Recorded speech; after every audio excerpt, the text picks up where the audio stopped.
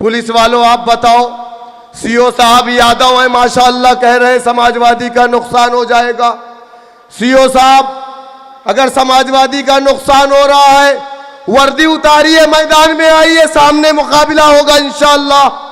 वर्दी पहन करके आप क्यों मुकाबला कर रहे हैं?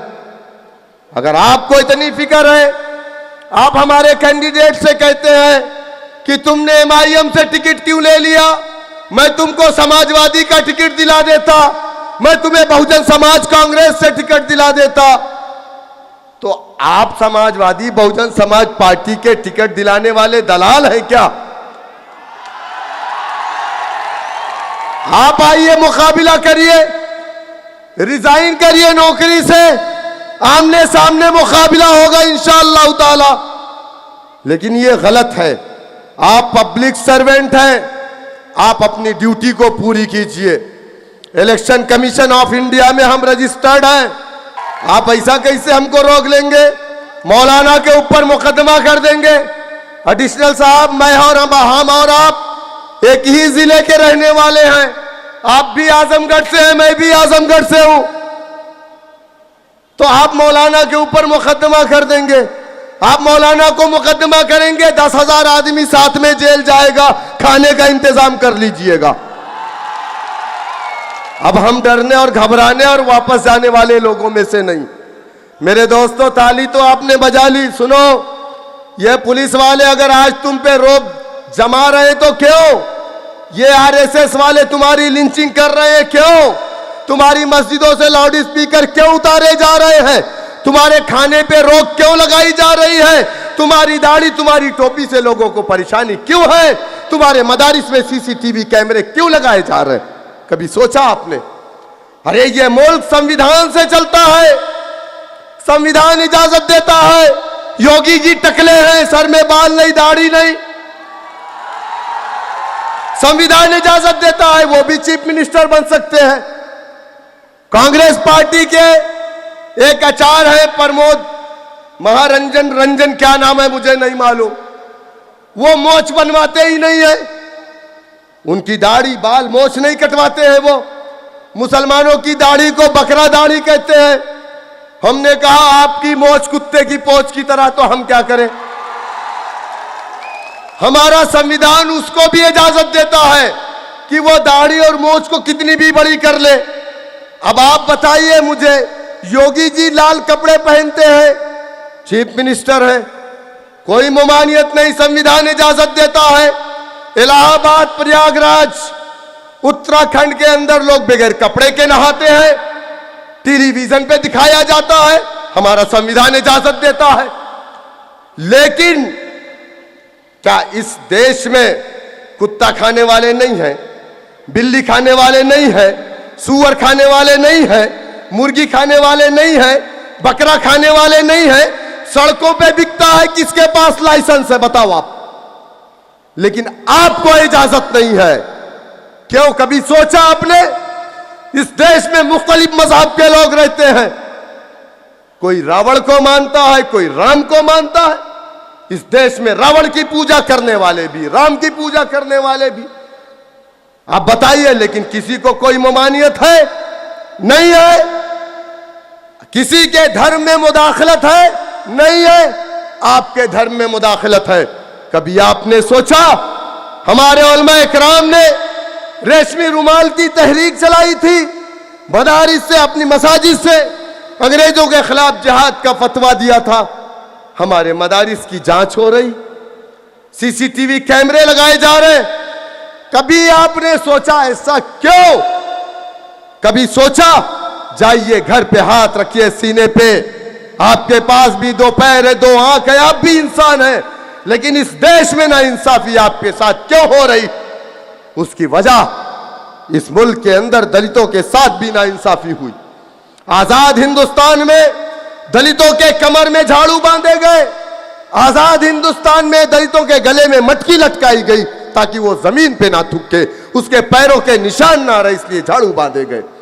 आजाद हिंदुस्तान में दलितों को कुएं से पानी नहीं लेने दिया जाता था। आजाद हिंदुस्तान में दलितों की बहन बेटियों की इज्जतें लूटी जाती थी।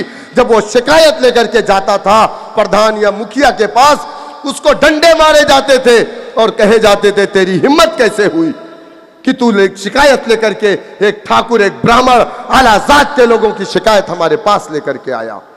लेकिन उन्हें इंसाफ कैसे मिला?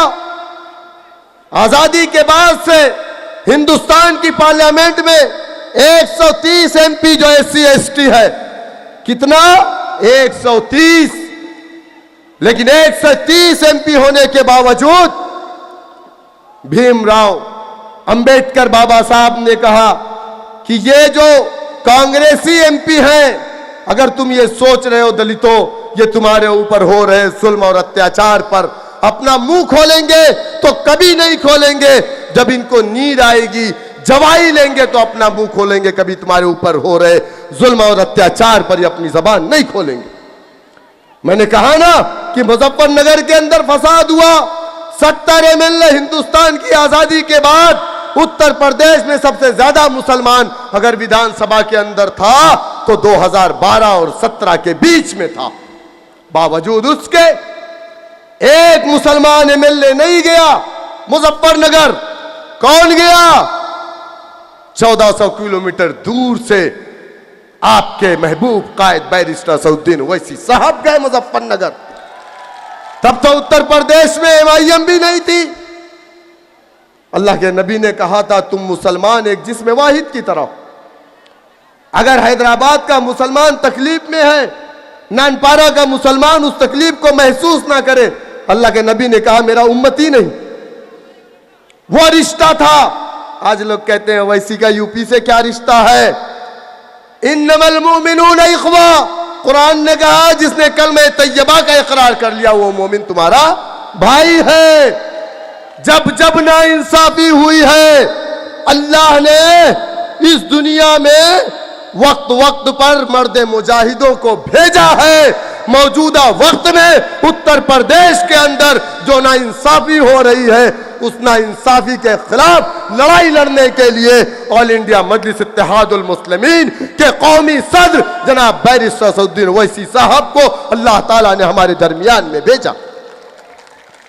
दलितों के ऊपर जब जुल्म हो रहा था, काशीराम पंजाब की सरजमीन से निकले, दलित की बस्तियों में गए और कहा है दलितों तुम अगर चाहते हो या समझते हो कि ये कांग्रेस पार्टी का एमपी तुम्हारे लिए आवाज उठाएगा तो ये नामुमकिन है।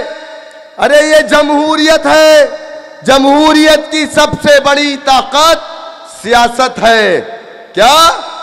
सियासत।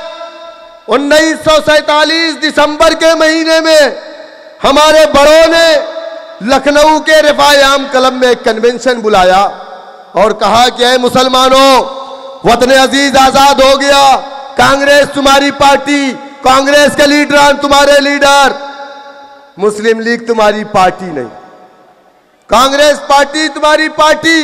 हमने लब्बैक कहा। हिंदुस्तान के तमाम दानिश्वर मुसलमान इकट्ठा थे। हमने कांग्रेस को अपनी पार्टी माना, वोट दिया, नोट दिया, सपोर्ट किया। 1 साल 2 साल 3 साल नहीं, 60 साल तक इस मुल्क का इख्तिदार हमने कांग्रेस पार्टी को दिया। लेकिन क्या यह सच नहीं है? 30,000 से जायद दंगे हमारे घरों पर, 34% सरकारी नौकरी से 1% भी नहीं मौजूदा वक्त में। आप बताइए मुझे, बाबरी मस्जिद की शहादत, हाशिमपुरा मलियाना, मुरादाबाद के अंदर मुसलमानों को ईद के दिन ईदगाह के अंदर गोलियों से भून दिया गया। मुसलमानों, मैं आपसे कहूंगा, काशीराम ने दलितों को इकट्ठा किया, कहा जमहूरियत की सबसे बड़ी ताकत सियासत है और जिस कौम ने सियासत नहीं किया उस कौम के हालात आप जैसे हो जाएंगे। दलितों ने अपना डंडा बनाया, अपना झंडा बनाया, अपना लीडर बनाया। 1 बार 2 बार 3 बार नहीं, अपने कौम की बेटी को 4 मरतबा उत्तर प्रदेश का मुख्यमंत्री बनाया। आज किसी की हिम्मत नहीं है कि पलट करके दलित बस्तियों की तरफ गलत निगाहों से देख ले। आज सरकारी नौकरी में दलित का बेटा है, आज पुलिस स्टेशन में दलित का बेटा है।